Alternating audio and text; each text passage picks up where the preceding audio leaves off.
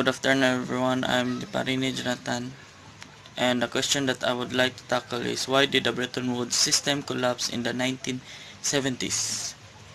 So, the reason it fell apart was because the supply of the international dollars was growing faster than the supply of gold.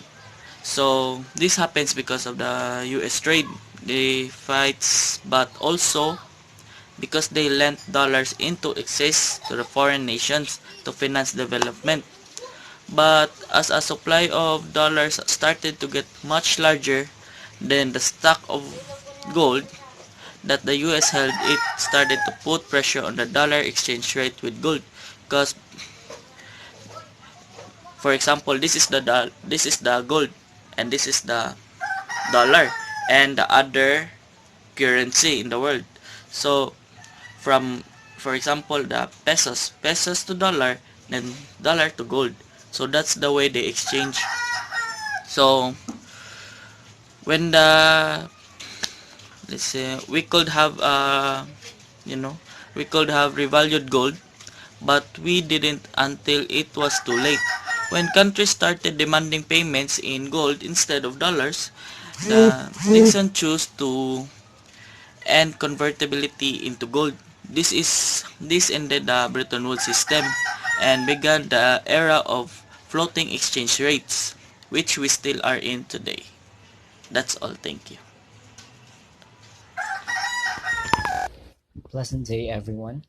My name is Mark Anthony C. Lagura. Now I'll be tackling about this topic entitled "In What Ways is Market Globalism Embedded in Contemporary Global Economic Relations?" Before that, let's define this term market globalism. So market globalism is a synergistic term, which means they are united, harmonized, so combining the promotion and selling of goods and services in an increasingly interdependent and integrated global economy. It makes companies stateless, without walls, so it has no barriers with the internet, an integral marketing and cultural tool.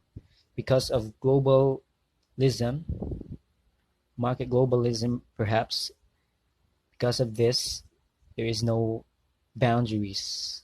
I mean, it is now boundless to um, transport goods to other countries, international borders. So, market globalism is the strongest ideology of globalization because it has a direct impact on the lives of every human being. Globalization is said to be beneficiary to all because it really does help to the economic development and to connect with other countries.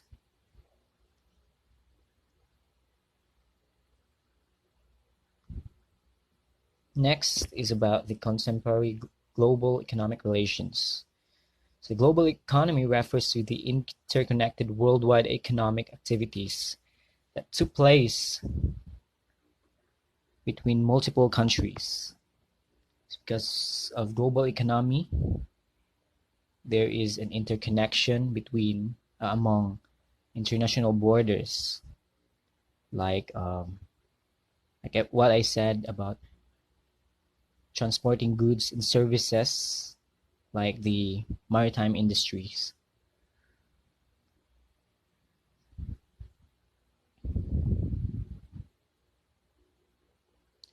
So, in summation to what I have discussed, as a result of human innovations and technological progress, there are movements of people and knowledge across international borders. So for example, this knowledge that has been said, like the technology we have today, like Google Meet, we can talk, we we can have communication to to foreign countries, and to have a faster communication. The modern economy today is a truly global economy. Most countries of the world engage in international trades such as goods and services. For example, for that is the maritime industries, shipping industries. But there are also a few exceptions, like the country of Korea. They are not an open country. They prefer to be private. So as we have seen in the internet, this country is mysterious. So this means that market globalism is fully embedded in contemporary global economic relations. So it has attachment, it has correlations, it has relevance with each other because of technological development and progress nowadays. In other words, contemporary global relations are deeply influenced by international trade. So they have relations because of the deep influence of international trade. So what are examples of international trade? So like exporting, as like what I have said, exporting of goods to other countries, um, the maritime industry, the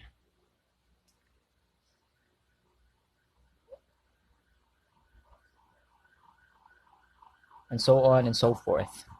As countries engage in trade networks, trade agreements, trade deals, and so on. So that would be all for my topic the about ways about market globalism embedded in contemporary global economic relations. Thank you so much for listening.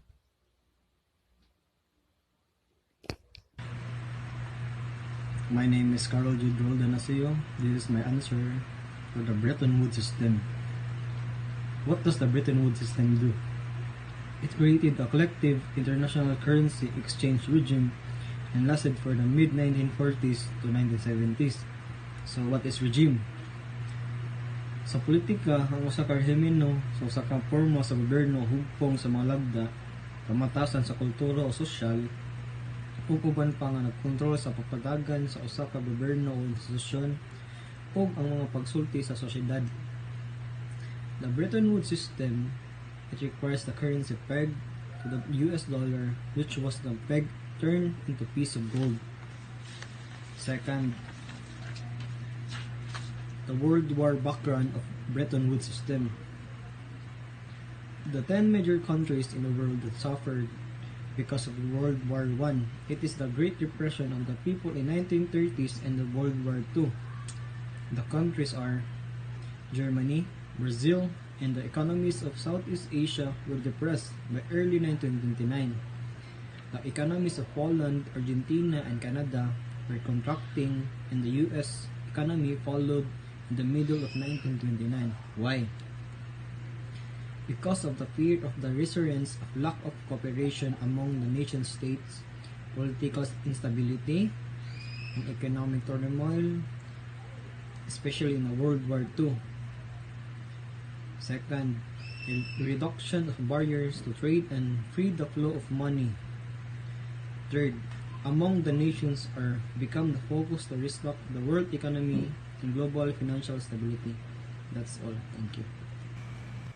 Good day, sir. My name is James Robert Lipitin, and this is my answer for the question: did construction of the interstate system contribute to the national debt? And my answer, sir, is no. President Eisenhower instead insisted that the financing mechanism for the interstate system be self-liquidating so that it could not add to the national debt. The president favored a toll highway network financed by bonds.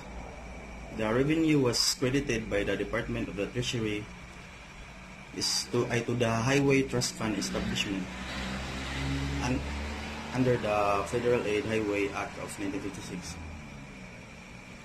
After FHWA authorizes a state to proceed with a project, the state pays the bills for eligible activities. As a result, the FHWA obligation results in reimbursement to the state for the federal's share over several years. The 1956 Act included a provision named after Senator Harry Flood Beard, the chairman of the Senate Finance Committee, to ensure the Highway Trust Fund would contain enough money to pay the bills. If sufficient funds are not available, the program must be reduced administratively in proportion for the imbalance. The Highway Trust Fund financing mechanism established in the 1956 Act satisfied President Eisenhower's self-liquidating demand. As a result, construction of the interstate system did not contribute to a federal debt. And that's all. Thank you. How does the global interstate system work? It is the whole system of human interactions. The modern world system is structured politically as an interstate system, a system of competing and allying states. Political science commonly calls this the international system, and it is the main focus of the field of international relations. The balance of power in the interstate system prevents any single state from controlling the world economy and from imposing a political monopoly over accumulation. This means that factors of production cannot be constrained to the degree that they could be if there were an overarching world state.